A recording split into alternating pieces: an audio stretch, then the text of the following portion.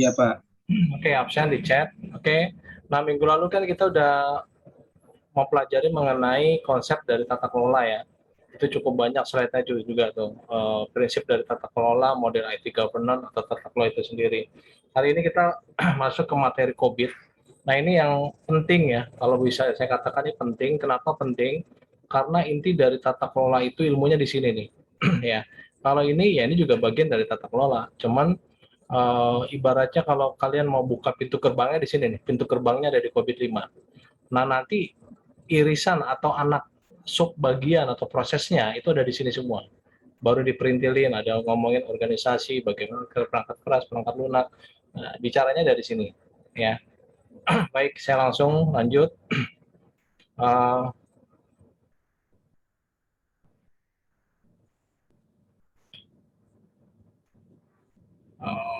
Sebentar. Oh, ini yang masih yang kemarin ya. Nah,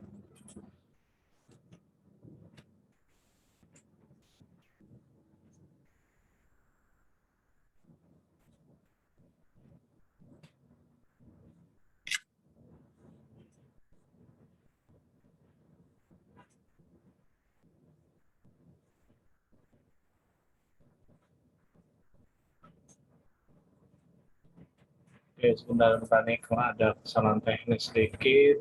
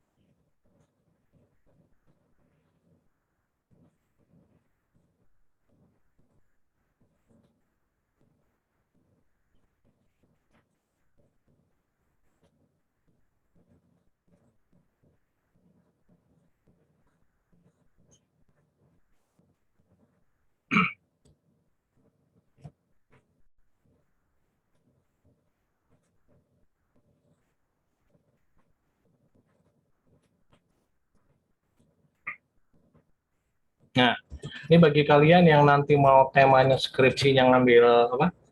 Skripsinya non aplikasi ya, artinya bukan aplikasi, dia berupa dokumen kerja mengenai semacam audit atau melakukan assessment terkait dengan pengelolaan IT, ini bisa pakai model ini ya.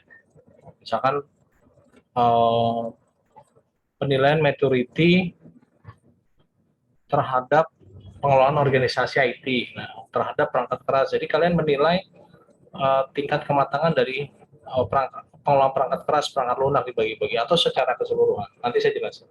Layar udah muncul belum? Layarnya? Udah. Yang full screen apa yang enggak? Full screen. Ada full screen ya. Oke. Okay. Nah, minggu lalu sebenarnya sudah dijelaskan ya mengenai standar-standar yang ada ya, best practice, ada COVID, ada COSO, ada ITAL ya minggu lalu. Nah, sekarang ini ibaratnya kalau saya gambarkan itu kita udah mulai nge-zoom gitu. Ya. Minggu lalu kita udah bicara mengenai best practice yang ada di tata kelola apa? Ada COVID, ada ITAL, ada ISO 2701 di mengenai ini tata kelola IT, ini mengenai IT Service Management, ini mengenai ISMS Information Security Management System, ada juga mengenai ISO 20000, ini mengenai IT Service Management, ini sama seperti yang ITIL. Ada juga prinsip atau best practice TOGAF ini untuk apa namanya enterprise architect, terus ada COSO dan masih banyak lagi ya. Jadi kalau kita bicara mengenai best practice itu maksudnya yang paling banyak digunakan ya. Kenapa industri banyak menggunakan beberapa hal framework ini gitu ya. Nah, karena salah satunya adalah mereka memang familiar dan cocok dipakai di industrinya. Nah, ini nanti kita akan pelajari. Nah, hari ini kita fokus sini ya. Kita akan fokus ke COVID itu sendiri. Jadi nanti mohon tolong disimak, terutama bagi kalian yang nggak ngerti, silakan tanya. Kenapa? Karena skripsi kalian boleh nih, temanya mengenai pakai framework ini. Ya, oke. Nah, bicara COVID, COVID itu singkatan dari Control Objective for Information Related Technology. Ya, adalah kalau didefinisikan sebagai panduan kerja dalam pengelolaan IT. Ya, jadi kalau kalian mau ngelola IT, ya panduan referensinya adalah dari sini. Gitu ya. Nah, disusun oleh ISACA. ISACA itu singkatan dari Information System Audit and Control Association, dan ITGI, IT Governance Institute. Ini berlokasi di Amerika. Ya. Nah, COVID ini sendiri dia menyediakan kerangka yang sifatnya adalah komprehensif. Maksudnya komprehensif itu apa, Pak? Konsepnya adalah menyeluruh. Yang menyeluruh. Maksudnya menyeluruh gimana, Pak? Semua aspek tata kelola IT yang tadi saya sudah bicara, aspek-aspek ISO 27701, bicara PMBOK, saya lupa ya, project management, bicara EA, semuanya termaktub. Termaktub tuh apa? Udah ada di sini semua gitu. Ya. Yang membantu enterprise atau perusahaan ini meraih sasaran dalam tata kelola dan manajemen TI. Dan ini kalau dilihat kata-kata enterprise itu adalah apa? Sifatnya perusahaan yang sifatnya bukan hanya perusahaan kecil, enterprise itu besar. Ya. Nah, COVID-5 itu sifatnya adalah umum.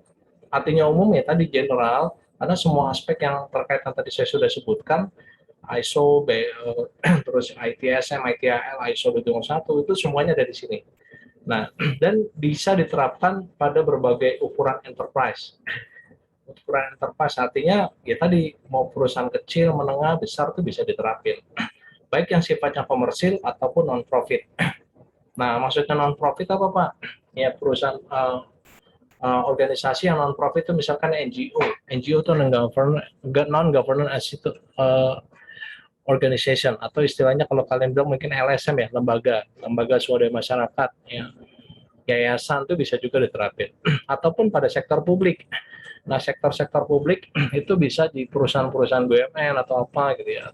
Nah, komersil ini perusahaan yang sifatnya komersil seperti perusahaan-perusahaan swasta.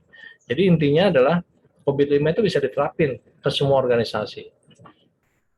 Nah, berikutnya kalau saya mau coba jelaskan evolusi COVID ini dari tahun 96 sampai dengan tahun 2012. Nah, dimulai dari COVID-1 ya. Dulu hanya bicara mengenai audit aja gitu. Ya. Ya, audit. Nah, COVID-2 tahun 98 sudah bicara kontrolnya. Kontrol tuh kendali-kendali terhadap proses itu apa saja, itu udah mulai didefinisikan di COVID-2. Nah, COVID-3 ini sudah merambah ke IT management di COVID-3 tahun 2000. COVID-40 atau 41 dirilis tahun 2005 sampai 2007 ya. Nah, ini sifatnya sudah bicara mengenai tata kelola. Pengertian tata kelola, jadi ini semua nyambung ya. Jadi kalau bicara IT governance, bicara manajemen ada, kontrol ada, audit ada, semua di situ. Nah, ini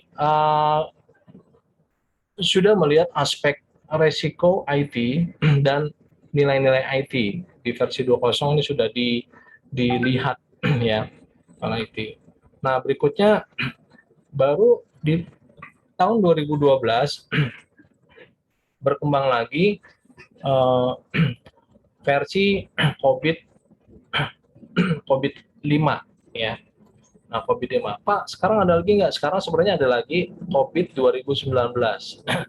Dirilis tahun berapa? 2019 ya. Ya, dirilis tahun 2019 ya. Jadi masih termasuk baru. Pak, sekarang perusahaan banyak yang pakai yang mana? Kalau secara banyak kan, secara penggunaan best practice-nya adalah masih di COVID-5 ya. Nanti di sesi lain saya akan jelaskan bedanya dengan COVID 2019 ya. COVID 2019 ya. Jadi kita matangin dulu ya, matangin di konsep COVID-5.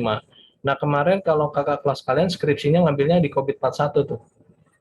Ada yang 41, ada yang 5 skripsinya ya. Yang skripsi kakak kelas kalian tuh udah ada yang pakai skripsi itu. Objeknya di kampus ya, objeknya di kampus.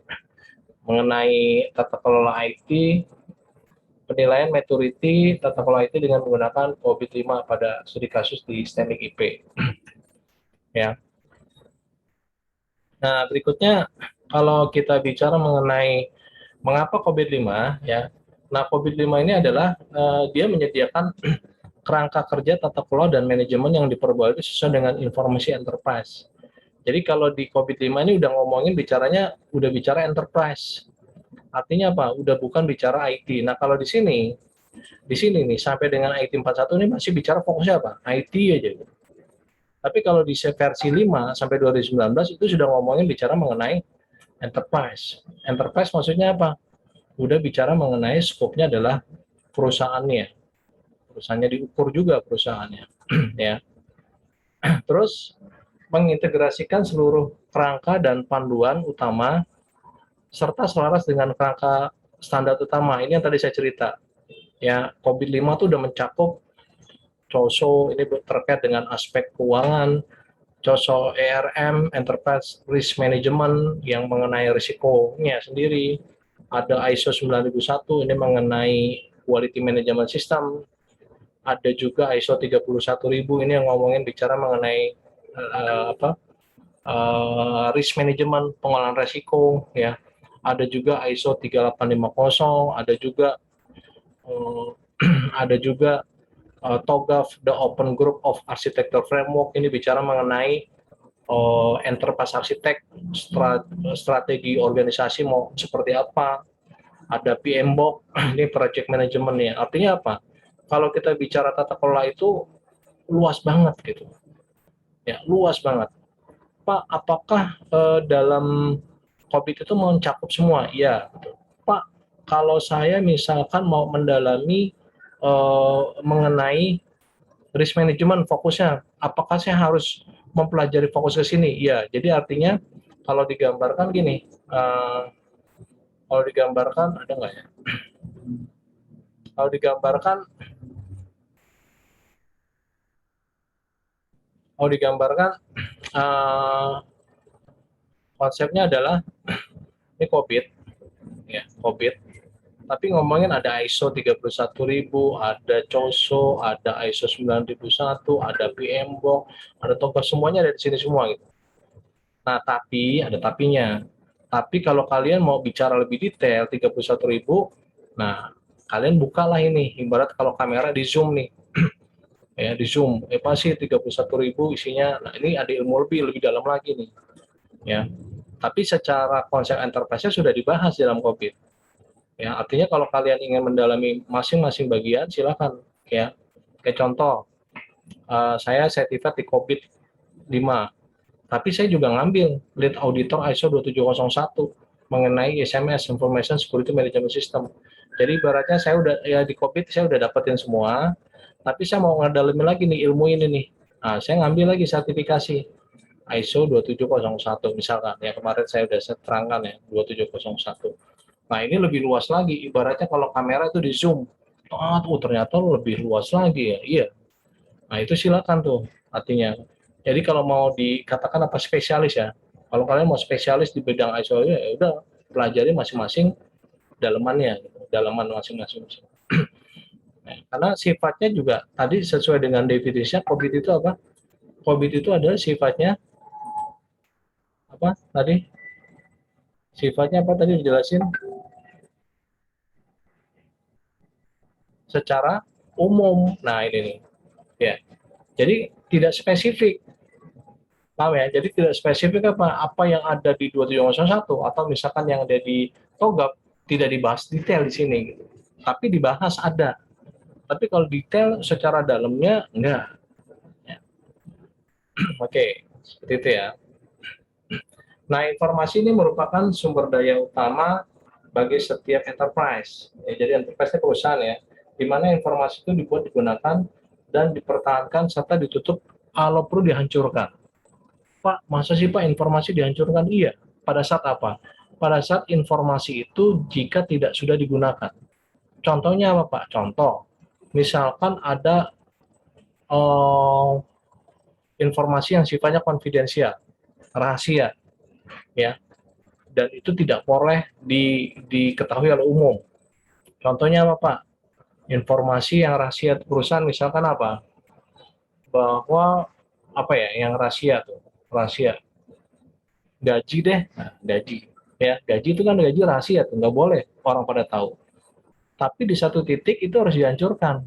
Maksudnya dihancurkan apa, Pak? Ya contoh mungkin kalau kalian pernah tahu ada slip gaji, kertas gaji, yaitu pada saat udah nggak dipakai, jangan informasi itu digeletakin aja gitu. Slip-slip gaji ditaruh aja di meja gitu. Slip-slip gaji karyawan digeletakin aja di meja. Gitu. Bahaya. Terus harus apa ya? Dihancurin informasinya gitu. Jangan sampai ketahuan. Pakai apa? Pakai shredder ya, itu yang mesin penghancur kertas ada ya. Ada juga ditutup. Nah, ditutup itu kalau misalkan informasi itu sudah tidak digunakan, ya ditutup. Digunakan itu dipakai. Gitu. Nah, teknologi sendiri ini memainkan peran penting dalam aksi-aksi tersebut. Dalam hal apa? Terkait dengan pengolahan informasi tadi. Ya. Di mana teknologi tumbuh pesat di seluruh aspek kehidupan bisnis dan personal. Ini mungkin yang kita sudah rasakan ya, bahwa saat ini kita tidak bisa menghindar dari peranan teknologi, baik yang secara bisnis. Maksudnya bisnis apa? Semua organisasi atau pengelolaan organisasi yang khusus berhubungan dengan bisnis pasti butuh IT. Nggak ada yang butuh IT. Pak, tapi kalau perusahaan-perusahaan kayak UKM sekarang mereka juga butuh IT.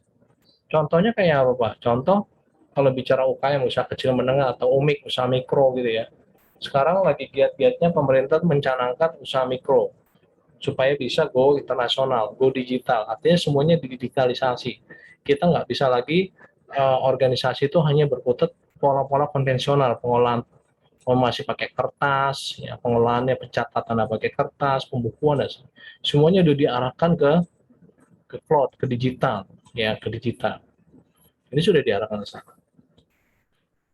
Nah, terkait dengan apa manfaat dari informasi dan teknologi bagi enterprise atau bagi sisi perusahaan adalah bahwa manfaatnya tuh banyak ya, bisa mengelola informasi berkualitas dalam hal mendukung keputusan ya. Jadi informasi berkualitas artinya apa? Informasi itu kita tidak nerka-nerka gitu. Tahu ya nerka-nerka ya? Nebak-nebak feeling, pakai intuisi, tapi semuanya udah pakai sistem. Saya mau lihat transaksi penjualan tahun 2010 bulan Januari. Ya, berapa sih?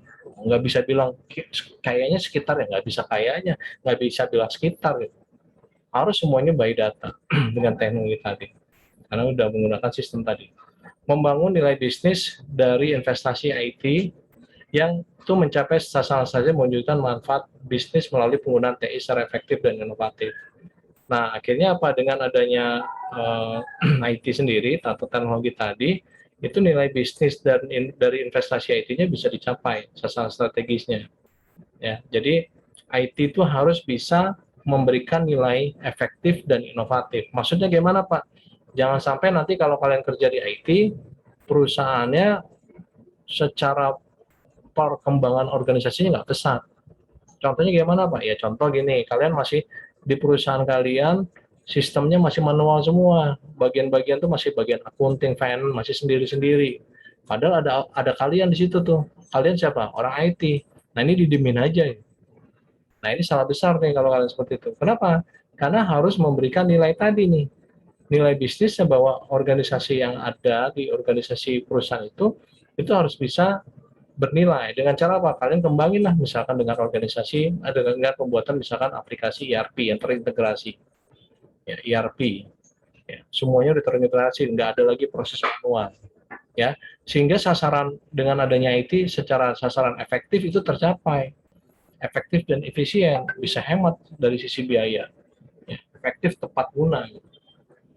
Terus mencapai keunggulan operasional ya melalui aplikasi TI ini juga sama ya nih, ini mirip lah. Jadi ke operasional itu sudah tercapai ya handal.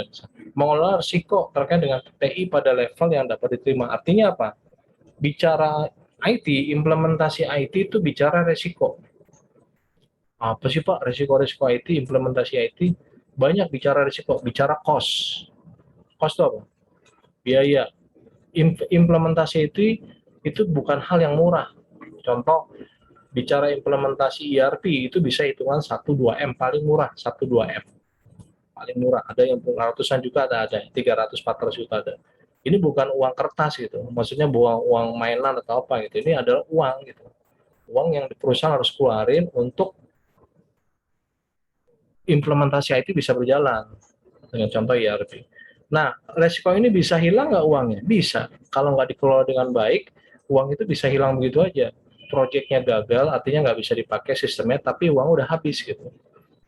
Artinya apa? Resikonya ini ya harus dikelola, ya, dikelola. Dengan cara apa? Ya, meminimalisir risiko dengan project manajemennya misalkan. Ya, diinventaris resiko-resikonya apa aja. Kalau project gagal, misalkan user nggak mau menggunakan sistem, ya jangan didiemin kalau resiko user nggak gunakan sistem. Berarti harus apa?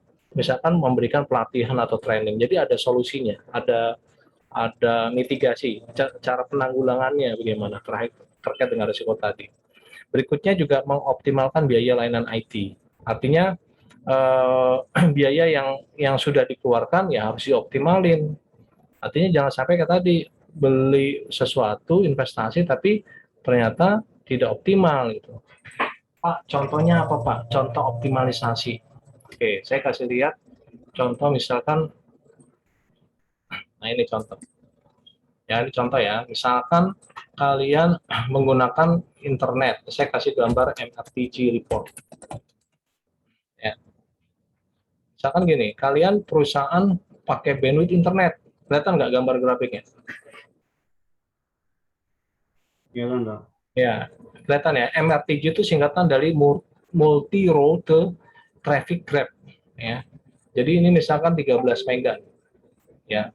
Contoh, perusahaan bayar bandwidth atau koneksi internet itu 13,6 mega misalkan bayarnya, misalkan 5 juta.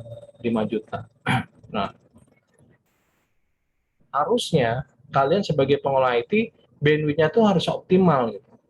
Optimal apa Pak? Ya harus terpakai dengan baik. Ya, kalau model kayak gini nih, kalau menurut kalian ini optimal nggak bandwidth-nya? Terutama jam-jam kerja, ini kan jam kerja nih, jam 10, 12, 14, 16, jam kerja kan di sini, di antara ini, betul nggak jam kerja nih? Nah, sampai jam 6 lah. Ini waktu malam nih. Ini malam sampai 24, ini waktu kerja lagi di sini. Kelihatan ya? Menurut kalian optimal nggak pemakaian bandwidth ini? Dari gambar ini, grafiknya. Saya panggil ya, saya kalau nggak ada yang nyaut. Alfonsus Alfatama. Saya panggil yang kedua, Alfonsus Alfatama. Ya, Pak. Ya, menurut kamu untuk contohnya ini optimal nggak pemakaian bandwidth-nya? Bandwidth tahu ya, koneksi internet. Iya. Optimal, Pak. Siti Mujenat, Iya, Pak. menurut kamu sudah optimal belum pemakaian bandwidth ini?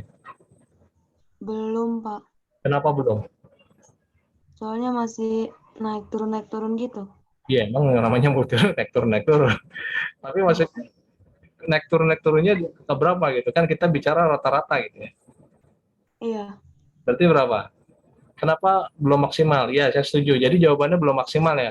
Bukan Alfonsus, bukan maksimal. Ini belum maksimal. Iya, Dilihat Pak. Mujenar, Siti. Analisa kamu nih, Iya, Pak.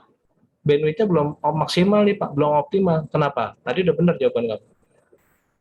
Bukan naik turun, semuanya juga naik turun gitu ya. Iya, Mas. Ada yang bisa jawab?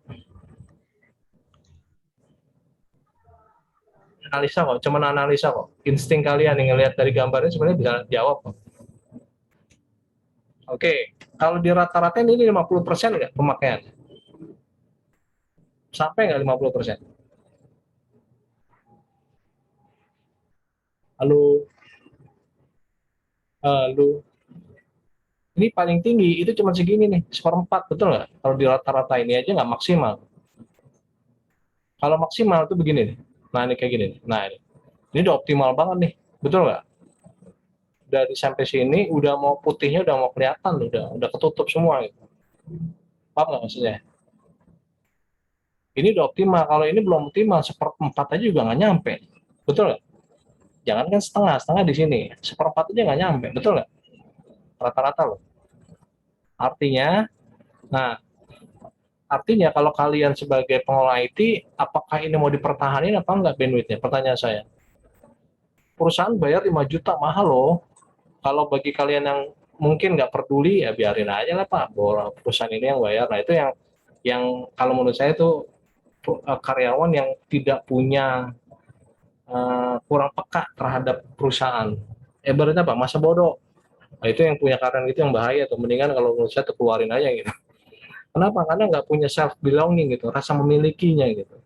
Kalau dia punya karyawan yang punya rasa memilikinya, waduh, kasihan nih perusahaan dari 5 juta pemakaian nggak optimal, seperempat. Udahlah, besok saya turunin bulan depan atau tahun depan jadi berapa? 6 mega aja deh. Udah hemat tuh, 2,5 juta. Nah, perusahaan, nah orang-orang kayak gini nih, itu di mata perusahaan, itu TOP begitu. Top banget tuh. Kenapa? Karena dia peduli. Nah, itu beda. Kata kuncinya dia peduli. Jarang karyawan yang peduli dengan perusahaan. Kalau orang atau karyawan yang peduli sama perusahaan, itu biasanya tuh dilirik banget tuh sama perusahaan. Itu aset banget. Itu aset banget bagi suatu perusahaan. Kenapa? Karena dia peduli gitu. Peduli gimana supaya bisa efisiensi. Tadi kan udah jelas ya, kata-kata kuncinya apa? Efisiensi. Nih, efisien. Jadi kalau kalian nggak bisa melakukan efisiensi, IT-nya tuh dilihat tidak mempunyai peranan gitu. Ya, apalagi dengan pemakaian bandwidth seperti ini, misalkan kalian tidak ada peka, ya harusnya kalian melakukan analisa tadi. Ini disebut dengan mengoptimalkan biaya layanan IT. Artinya biaya-biaya yang keluar harus dioptimalin. Gitu. Kalau memang nggak optimal, ya turunin pemakaiannya untuk mengurangi biaya. Oke. Nah, bagaimana relasi manfaat tersebut untuk membentuk nilai bagi stakeholder? Ini adalah nilai bagi stakeholder itu adalah seperti yang ada di layar, memenuhi kebutuhan stakeholder yang terkait dengan menerapkan tata kelola dan manajemen informasi dan aset TI. Ini tadi ya, tata kelolanya juga manajemen informasi dan aset TI juga harus dijaga. Ya, aset TI itu apa? Bicara orang, server, software. Jangan sampai misalkan barangan perangkat itu rusak, udah deh. Ada contoh misalkan seperti ini. Kabel server berantakan misalkan ya. Ini paling banyak nih saya nemuin. Nah, udahlah, cuekin aja lah. Yang penting kita jalan. Nah, ini kayak gini nih juga bahaya nih. Nih, sampai kelihatan kakinya doang orang. Ada nggak fakta banyak saya nemuin kalau di lapangan kayak gitu tuh. Apa? Aset TI-nya dicuekin aja gitu. Atau saya pernah juga lihat apa ya? Server kebanjiran atau kehujanan. Nah, ada nggak ya? Kehujanan atau kebanjiran. Ya biasanya itu di lorong-lorong ya, lorong-lorongnya di lorong-lorong atau kena hujan, server kena hujan.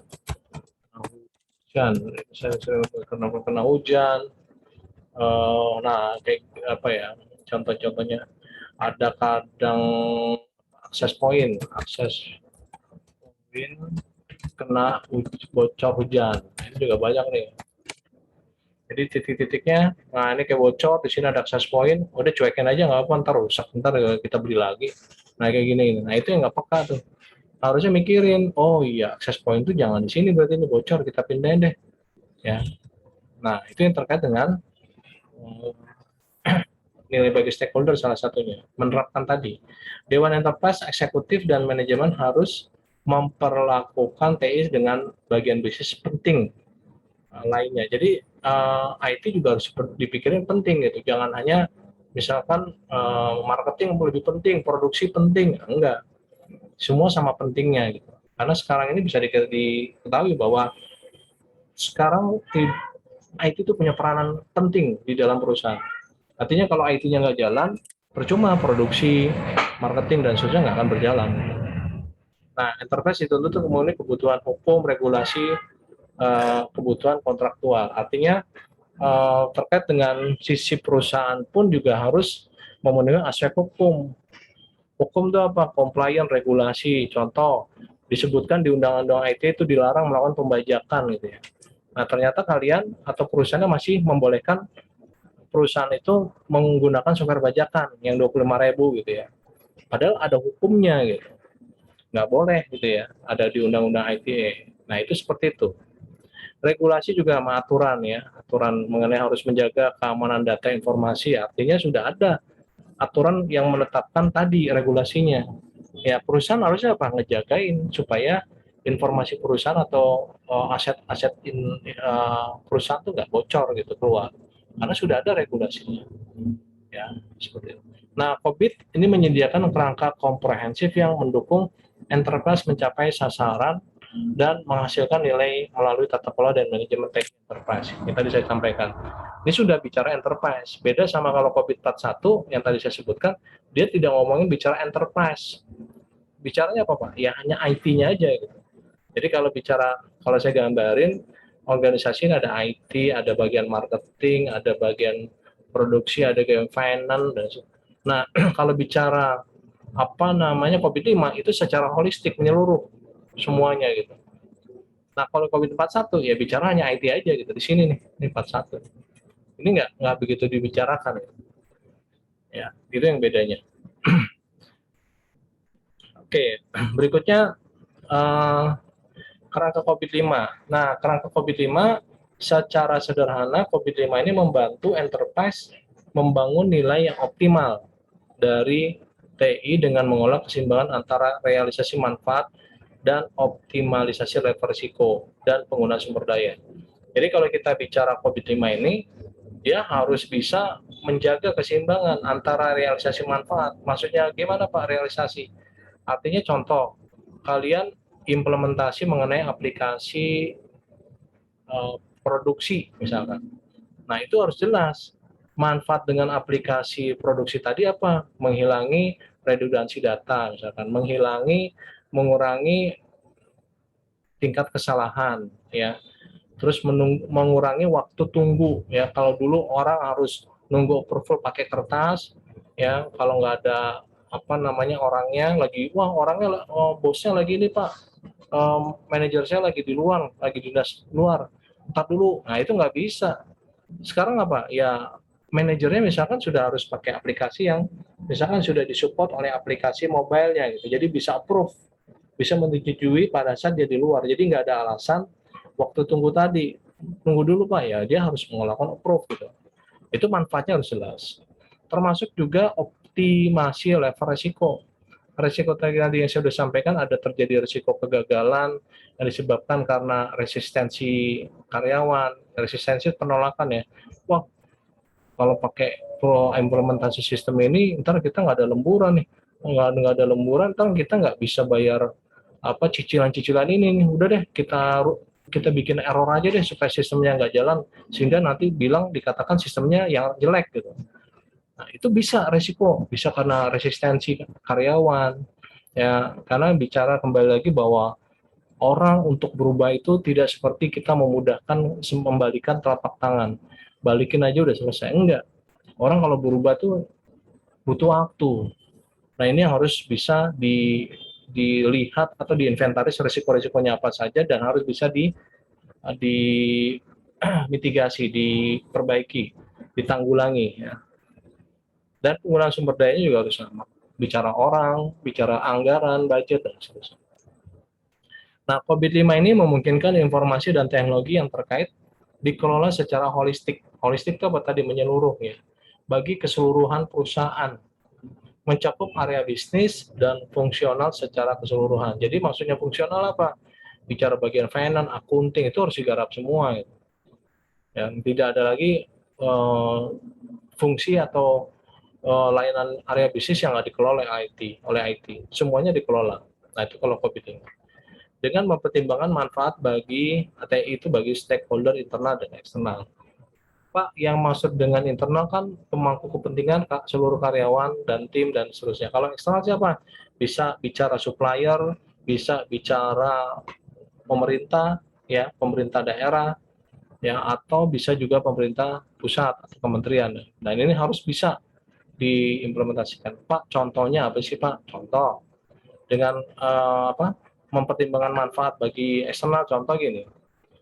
Contoh misalkan informasi perusahaan ya terkait dengan contoh misalnya ekspor ya, ekspor.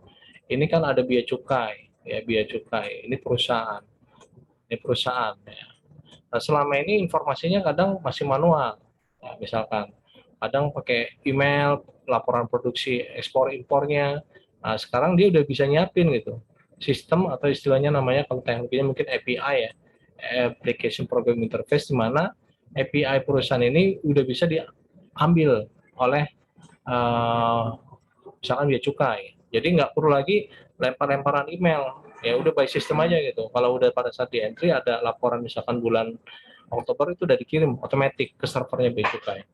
Nah itu yang mempertimbangkan manfaat. Jadi pihak eksternal pun juga merasa peranan IT itu mempunyai manfaat bagi sisi eksternalnya. Nah, berikutnya prinsip-prinsip COVID-5. Nah, ini prinsip penting. Prinsip-prinsip COVID ini, yang pertama ini adalah memenuhi kebutuhan stakeholder. Ya, artinya apa? Stakeholder tuh, oke, saya mau tanya deh ini. Ibnu, stakeholder apa, no? Ini udah berapa kali nih mata kuliah, banyak mata kuliah. Stakeholder, ini apa? Ibnu. Stakeholder. Ya, stakeholder itu apa? Lupa saya. Miftahudin.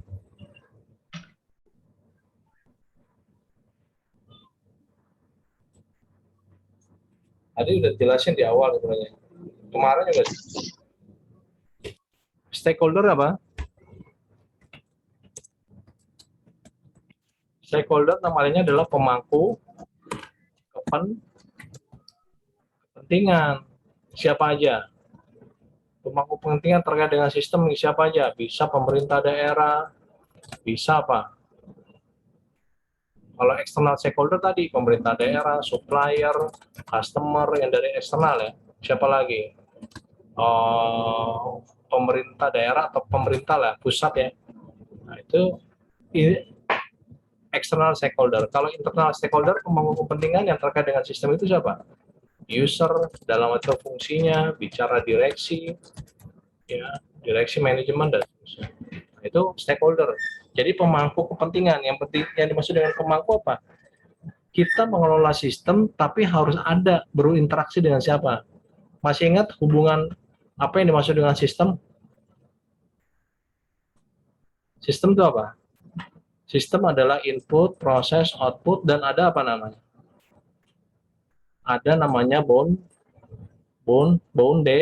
Boundary itu batasan. Serta environment. Environment itu yang lingkungannya siapa aja. Itu yang dimaksud dengan stakeholder.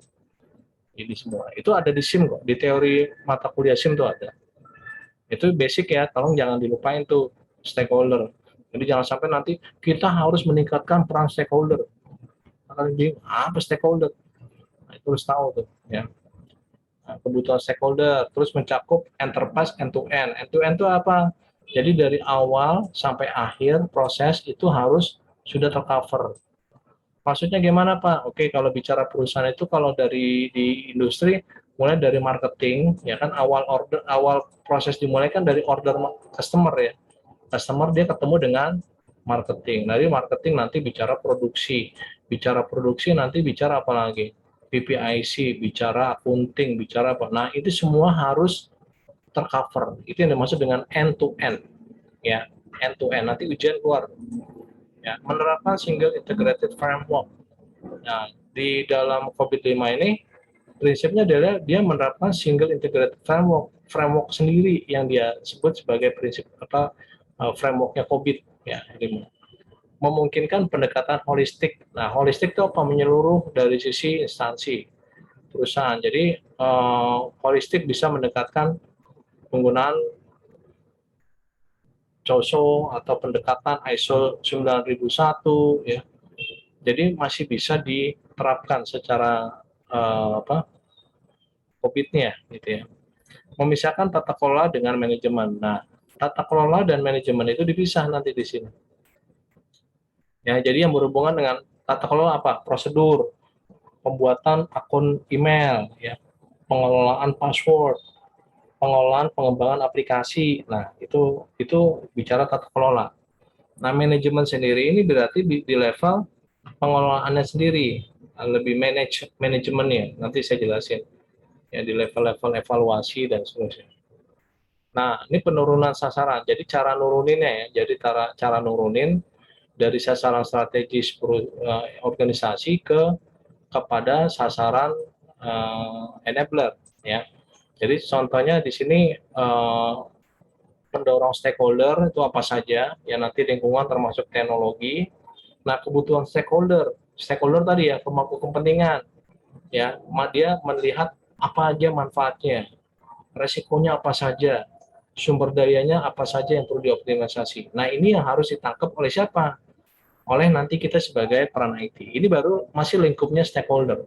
Nanti dari stakeholder pemangku kepentingan tadi turun kepada sasaran enterprise. Sasaran enterprise itu apa? Sasaran perusahaan ya, sasaran perusahaan. Nanti dari sasaran enterprise atau organisasi atau perusahaan turun ke sasaran terkait dengan IT, dan terakhir adalah sasaran di sisi enabler. Ya, konsepnya seperti itu. Nah, yang dimaksud dengan sasaran enabler tadi yang di sini, ini adalah bentuknya seperti ini. Ya, jadi prinsip-prinsip yang tadi saya sudah jelaskan, ada prinsip, ada kebijakan, dan framework, itu kurang lebih ada ada mulai dari prinsip, terus nanti ini yang berkaitan dengan prosesnya sendiri, struktur organisasi, ya di enterprise-nya, bicara nanti culture, budaya, etika, dan perilaku. Behavior itu perilaku ya, perilaku, bicara juga informasinya seperti apa, ini berkaitan dengan sumber daya. Nah, sumber daya itu ada informasi, ada layanan, ada infrastruktur, ada aplikasi, ada people, orang itu sendiri, ada skill itu kemampuannya, serta kompetensi. Nah, ini adalah resource yang nanti akan dikelola.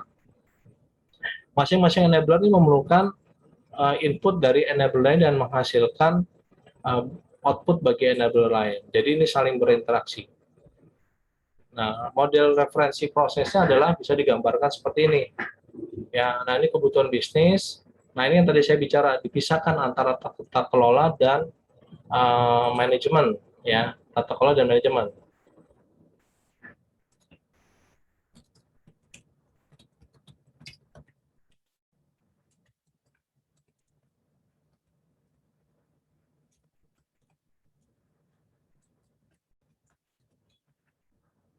Oke, tata kelola ya, tata kelola ini nanti bicara ada evaluasi, ya, ada pengarahan dan pengawasan.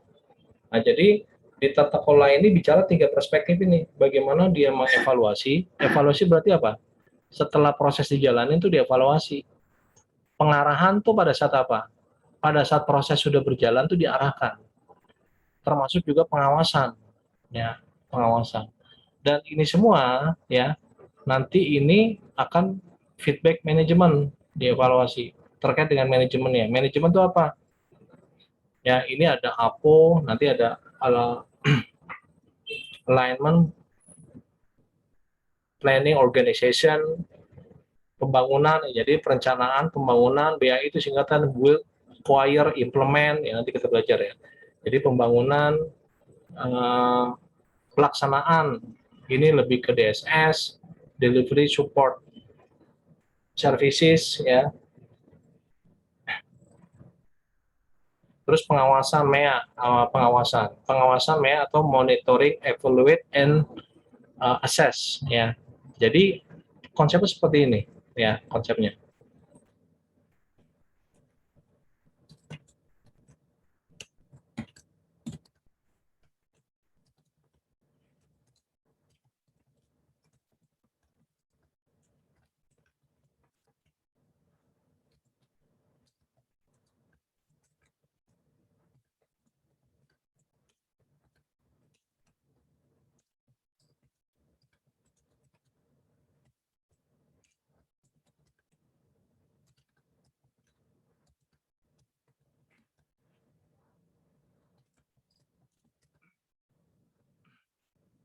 Oke, ya. Pengawasan. Oke. Berikutnya konsep dari yang tadi ibarat kamera di zoom ya, ibarat kamera itu di zoom. Jadi tata kelola manajemen kalau dilihat seperti ini. Nah, ini tata kelola itu sih di sini. Evaluate, direct, and monitor. Ya, evaluate nih, evaluate, direct itu pengarahan, monitor itu pengawasan itu di sini. Ya, nah itu ada. Nah kalau ini namanya proses. Ya, ada 5 proses. Ya, ada mulai dari bagaimana memastikan tata kelola, ya, bagaimana mengawasi tata kelola, terus juga memastikan keuntungan. Sebentar ya, sebentar.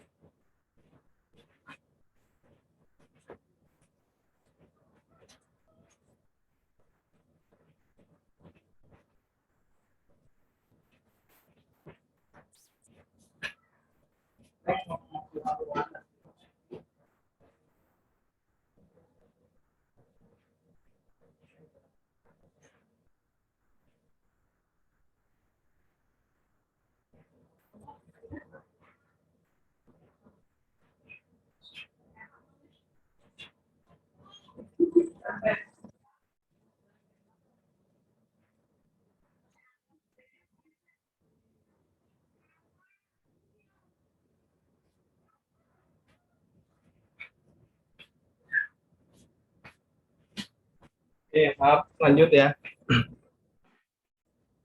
Jadi, nah ini yang saya bilang nih. Jadi kalau kalian yang mau ngedalamin kopi itu di sini nih, ilmunya di sini nih. Mulai dari awal sebenarnya. Cuman kalau ditanya itu di sini nih. Nah, saya jelasin satu-satu ya. Tolong disimak ya. Dan kalau nggak ngerti, jelas tanya. Jadi yang pertama ini adalah ensure governance framework setting and maintenance. Nah, di EDM 01 ini proses namanya nih. Ya, ini proses. Di proses 01 ini bicara mengenai bagaimana memastikan tata kelola framework-nya di setting. Sudah ada belum framework-nya? Contoh format format pengelolaan tata kelolanya seperti apa? Oh, oke Pak, kita pakai Kobitima. Ya udah ngacu, oke, di-clearin. Ini harus, yang penting harus terdefine. Terdefine itu terdefinisi. Yang kedua, ensure benefit delivery. Ini harus juga memastikan bahwa benefit delivery dari tata kelola ini harus sudah ada. Contoh dengan tata kelola IT ini, perusahaan akan mendapatkan pengelolaan layanan yang baik misalkan. Nah, benefitnya harus jelas nih, didefinisikan di awal. Termasuk juga memastikan bahwa risiko itu bisa dikelola tadi. Risiko-risikonya apa aja terkait dengan risiko perusahaan ya. Contoh risikonya data hilang, risiko terjadi seperti ini pandemik ya, COVID-19. Risiko apa lagi? Bencana. Itu harus didefine. Memastikan risiko dioptimisasi. Artinya bicara optimisasi diketahui dan bisa diidentifikasi ya risikonya apa saja dan bisa dimitigasi risikonya. Jadi mitigasi itu ditanggulangi kira-kira kalau misalkan pandemik, oke, kita bikin pakai konsep work from home. Kalau terjadi misalkan kebanjiran, oke, kita bikin di RC, disaster recovery dan sebagainya. Jadi sudah harus didefinisikan. Berikutnya di EDM 04 tuh konsepnya adalah ensure resource optimization. Jadi memastikan bahwa sumber daya yang ada itu dikelola secara optimal. Sumber daya apa tadi? Bicara orang, bicara anggaran, uang, bicara aset, aset tuh hardware software, itu harus bisa dioptimisasi, memastikan. Jadi memastikan. Kalau bicara memastikan apa? Ya berarti orang kontrolnya dengan cara optimisasi Misalkan dengan penerapan KPI, Key Performance Indicator. Jadi setiap orang tuh kerjanya pasti gitu, ya. Tidak ada yang tidak tertulis, semuanya ada. Ya. Urjab, uraian jabatan. Terus yang di sini ensure stakeholder transparansi. Jadi memastikan bahwa adanya transparansi terhadap para stakeholder. Maksudnya transparansi apa, Pak? Ya informasi misalkan yang terbuka mengenai apa? Misalkan mengenai peraturan perusahaan atau mengenai hal-hal yang berkaitan dengan transparansi informasi, ya, informasi publik, ya, informasi hal-hal tadi. Nah itu biar kita bicara ngomongin ADM. Nah di APO sendiri ini kita bicara kurang lebih ada 13 proses, ya. Ini ada 5, ini ada 13, ya. Proses apa aja, Pak? Ini berhubungan dengan manage the IT management framework. Jadi bagaimana mengelola terkait dengan framework. Framework itu kerangka kerja tata kelola IT. Ini harus sudah di-define nih.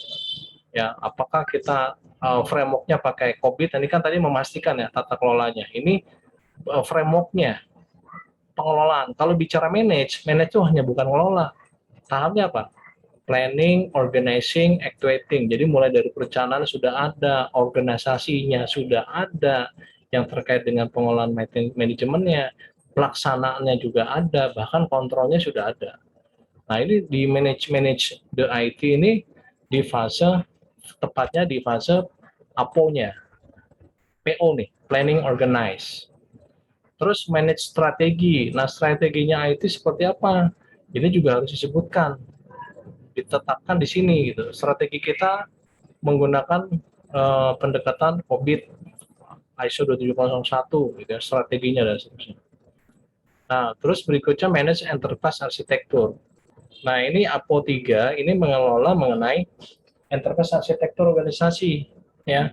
Organisasi perusahaan, arsitektur seperti apa? Oke, Pak, kita pakai frameworknya TOGAF. Nah, itu tadi nih. Ya udah TOGAF-nya seperti apa? Tunjukkan prosesnya. Nah, itu mengenai enterprise arsitektur. Terus manage inovasi. Bagaimana perusahaan tersebut mengelola inovasi. Inovasi itu sesuatu yang baru, ya.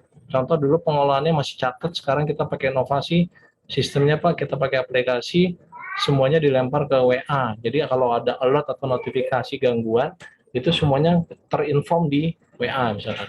Inovasi. Terus manage portofolio.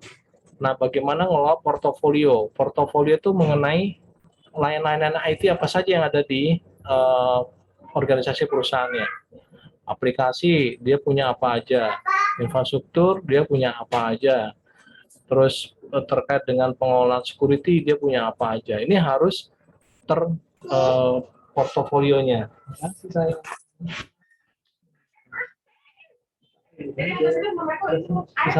Ya, penuh. Hati-hati, Neng. Dadah, Neng. Dadah. Dadah.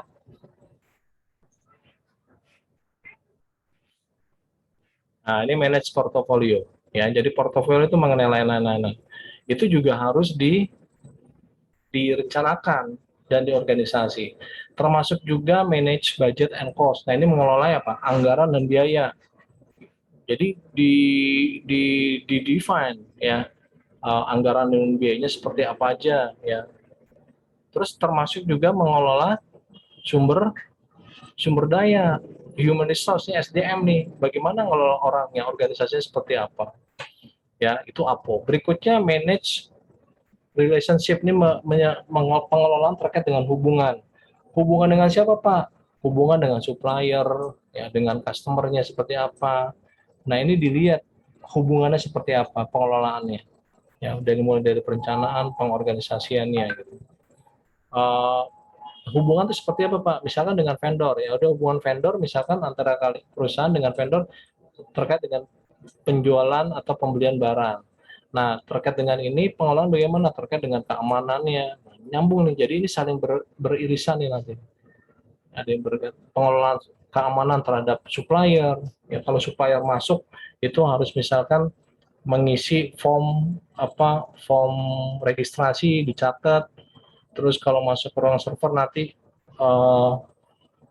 harus ditukar ID-nya, tidak boleh menggunakan membawa kamera dan seterusnya. Ya, jadi intinya dicatat, dikelola ya. Mengelola berikutnya service agreement. Nah, ini mengenai tingkat layanan. Ya, tingkat layanan. Yang ini yang saya pernah cerita mungkin di itu SLA, pernah dengar ya. Ibnu masih ingat ya, Ibnu atau siapa ya? Dulu ada ya. Ya, ya. SLA itu di sini nih, service agreement nih, tingkat layanan ya. Yang waktu itu saya ngajar cloud computing kalau nggak salah, itu kan juga dijelasin cloud computing, komputasi awan ya. Manage supplier, nah ini mengelola supplier. Nah ini relationship ini bisa supplier, bisa customer ini. Dan ini spesifik di supplier. Manage quality, nah ini pengelolaan kualitasnya seperti apa. Pengelolaan yang berkualitas terhadap IT-nya kepada pengguna. Mengelola risiko, ya. Nah ini mengelola risiko, dia juga didefinisikan, termasuk juga mengelola security. Nah ini baru kita ngomongin 13 proses nih terkait dengan APO. Nah, ini lebih ke planning organizing. Nah, di acquire implement itu sebenarnya kalau di konsep manajemen ini A-nya nih. Build, acquire, implement BAI itu ada kurang lebih 10 proses. Jadi 5 tambah 13 itu berapa? Ada kurang lebih 28 ya. 28. Nah, ini baru 28 ya. Belum kita tambahin DSS itu berapa? Ada 6, 28 tambah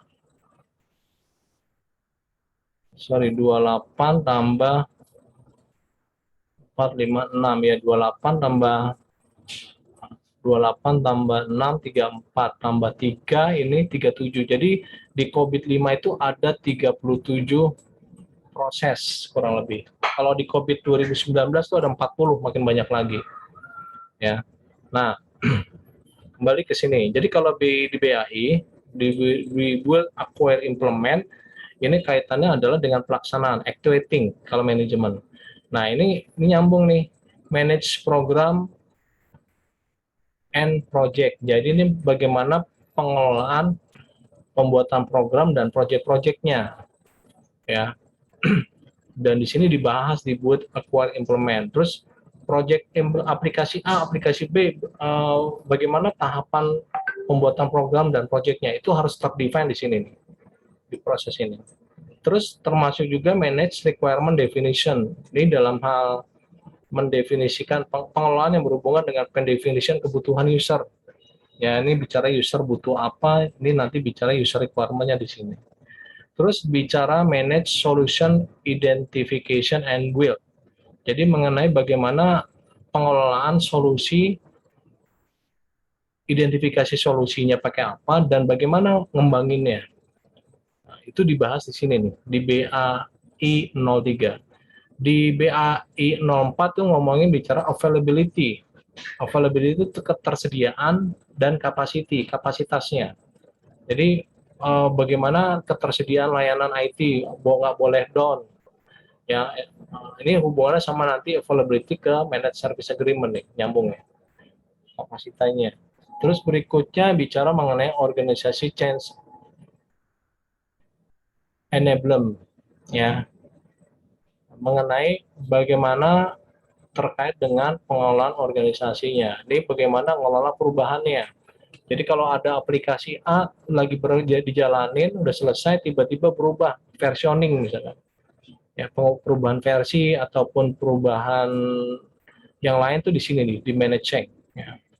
Terus yang ini bicara mengenai managing, acceptance, and transitioning.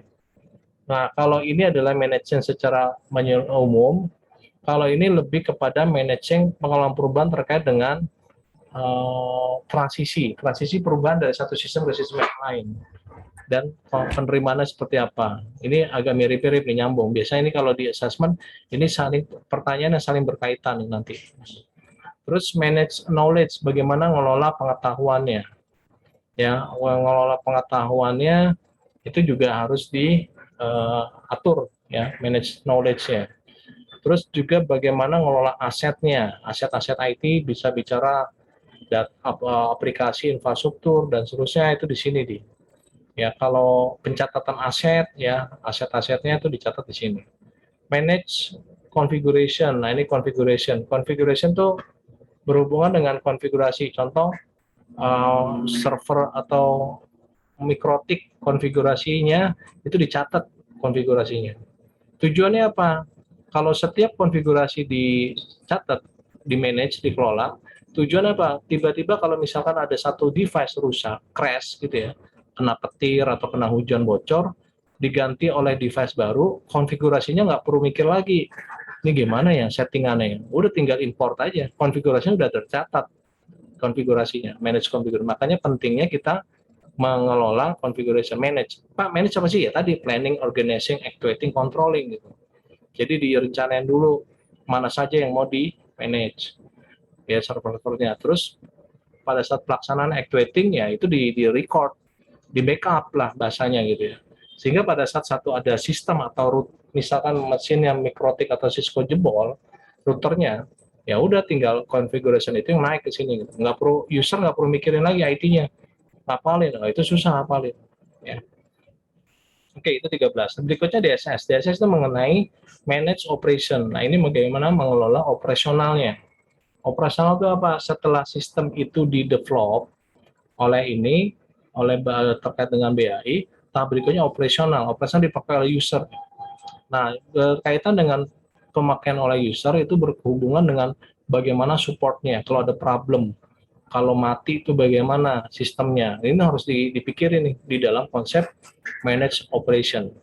Di manage service request and incident ini mengenai kalau ada mengenai request, permintaan, kebutuhan, termasuk insiden. Insiden itu kalau ada masalah, contoh ada serangan ransomware di komputer A, ya ini baru pertama kali terjadi nih. Nah, bagaimana menanganinya gitu? Itu namanya insiden. Ya, nanti ada problem. Insiden itu biasanya kejadiannya baru sekali.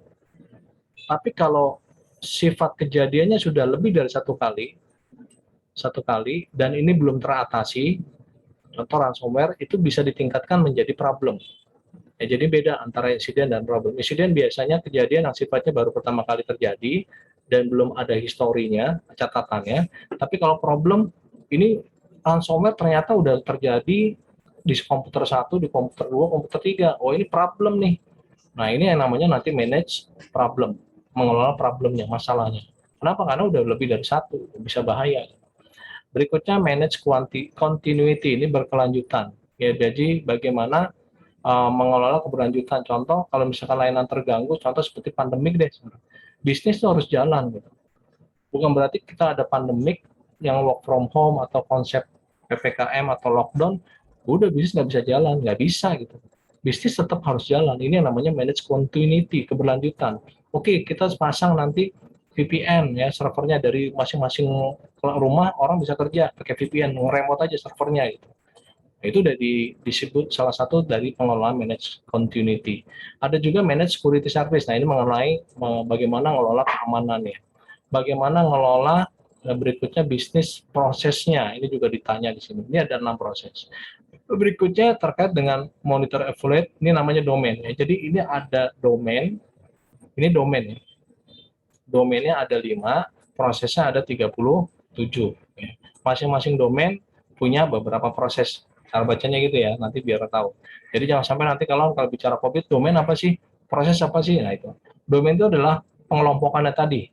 Domain APO ya punya prosesnya ini. Domain BAI punya proses ini. Domain MEA punya proses 3 ini. Yaitu, nah MEA ini adalah monitor, evaluate, and assess. Jadi dia monitor apa? Memonitor kegiatan ini semua nih, yang tadi direncanakan tadi itu dimonitoring, dievaluasi juga, dan di-assess. Di-assess itu apa? Dinilai, prosesnya itu dinilai, mengenai performance and conformance, sama mengenai akses sistem dan internal control, termasuk juga mengakses compliant dari sisi regulasi dan seterusnya. Nah, ini semua yang saya harapkan kalian paham dulu. Tahu dulu deh, nggak usah paham ya. Tahu dulu, oh bahwa COVID-5 itu ada prosesnya. Nah, kalian kalau mau skripsi silakan ngambil aja, misalkan tata kelola pengukuran maturity level mengenai proses pengelolaan aplikasi. Nah, kalau pengelolaan aplikasi berarti ngomongin apa nanti? Nanti dipilih-pilih nih. Aplikasi itu berarti bicara ini, ambil. Bicara aplikasi, bicara dari sini aplikasi, ini aplikasi, ini aplikasi. Kalau di sini misalkan mengenai inovasi, nah udah nanti dipilih, itulah yang kalian jadi skripsi. Tidak semua, Pak boleh semua. Oh bagus banget kalau kalian bisa definisin semua prosesnya. Tapi kalau enggak ya beberapa proses saja. Jadi banyak skripsi-skripsi ada juga yang nggak banyak. Nah ini penjelasannya ya, penjelasannya yang tadi. Ini BAI ya, contoh develop and maintain. Ini bicara praktis. Nah input, nah cara bacanya inputnya itu dari APO 05. Jadi untuk BAI 01 ya cara bacanya gitu ya. Jadi dari BAI 01 itu inputnya dari mana? Itu baca dari situ. Inputnya dari APO 05, APO 07, 07, 03, 05. Berarti inputannya ini adalah dari mana? APO 05 ini, APO 07 ini. Nah, cara bacanya gitu. Ya, inputannya berarti sumber inputnya itu dari situ. Dan seterusnya ya. Nah, aktivitasnya ngapain? Aktivitasnya adalah mendefinisikan dokumen program plan covering on project including what is needed. Jadi aktivitasnya ini kan terkait dengan bagaimana ngembangin dan maintain program, perencanaan program. Berarti harus definisi dulu dokumennya apa. Terus spesifikasi dulu kebutuhannya apa yang dibutuhkan. Terus siapa yang bertanggung jawab terkait dengan kegiatan ini, assign accountability, dan memastikan bahwa komunikasinya efektif. Ya. Outputnya ini, output dari kegiatan BAI 01 itu akan berhubungan dengan APO 05, 06, 07. Jadi kembali lagi, input dan outputnya bisa kembali ke 56. Sampai situ baca ya. Ini bisa inputnya dari sini, bisa juga outputnya ke sini juga. Gitu. Nah, ini saling berinteraksi nih. Ya. Oke, cara bacanya seperti itu. Nah, ini siklus implementasi COVID-5. Jadi yang pertama ini ada namanya inisiasi, ya. Inisiasi apa yang perlu sebagai kendalinya. Nah, inisiasi contoh kita harus melakukan efisiensi. Nah, jadi harus jelas dulu drivernya. Inisiasi yang kedua define problem and opportunity. Nah, harus didefinisi dulu problemnya kenapa nih kita mau melakukan ini.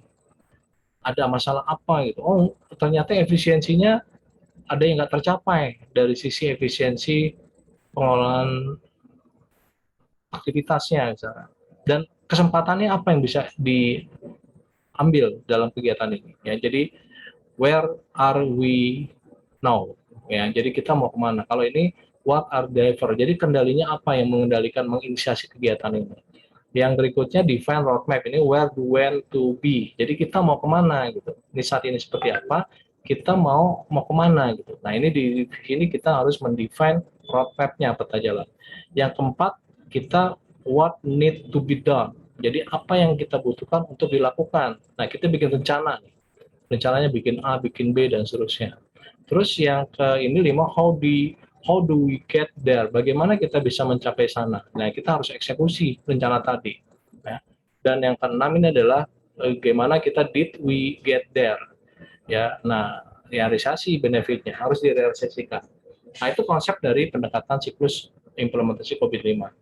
Nah, model kapabilitas, nah yang model maturity yang saya pernah cerita ya. Jadi model maturity itu dibagi jadi 6 level. Yang pertama ini adalah incomplete. Incomplete itu artinya adalah prosesnya itu tidak teridentifikasi, proses tidak ada. Yang kedua ini levelnya adalah 1, artinya perform prosesnya dilakukan. Ya, nanti saya lebih jelaskan. Ya, yang kedua ini manage proses itu apa? Prosesnya dikelola. Ya, dikelola itu bicara mengenai performa management sama work product management. Ya, prosesnya dikelola. Yang ketiga, establish prosesnya sudah ditetapkan. Ya, prosesnya ditetapkan. Bicara mengenai nanti didefinisikan dan dideploy itu dijalankan, didistribusikan. Ya. Yang keempat ini predictable. Ya, prosesnya itu bisa diprediksi. Ya, jadi level 4 itu predictable. Ya, yang kelima adalah optimizing prosesnya bisa dioptimalisasi. Nah ini beberapanya. Nah kurang lebih seperti itu pendekatannya. Nah ini contoh implementasi, misalkan pemahaman, ini contoh ya, alur pemahaman mengenai profil ini RSMB. ya, terus pemetaan arahan dari RSMB seperti apa, turun enterprise goal. Nanti bikin kuesioner, wawancara, kuesioner, monitoring, nanti saya rapin deh. Nah, dari sini nanti kita gambarkan, ya ini contoh dari gambaran perusahaannya, proses bisnisnya. Nah, ini baru kita turunin dari apa namanya, stakeholder driver,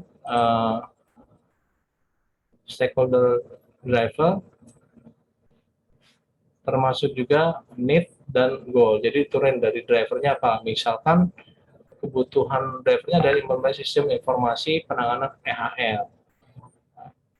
Terus stakeholder need-nya adalah menyelenggarakan pelayanan kesehatan yang profesional.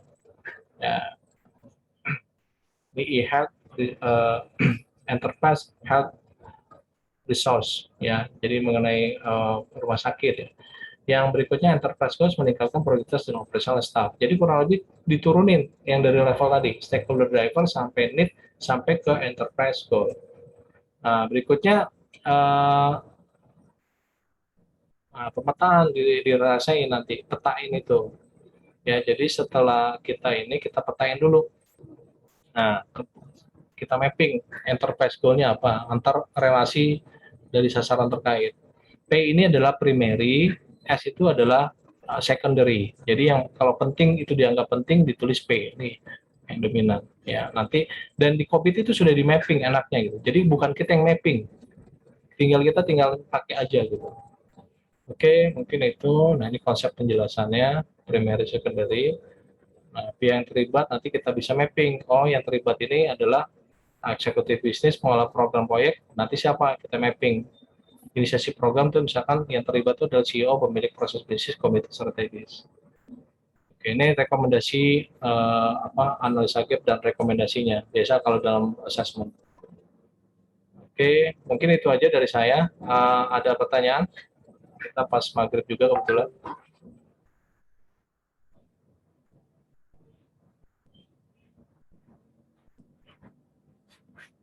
Ada pertanyaan?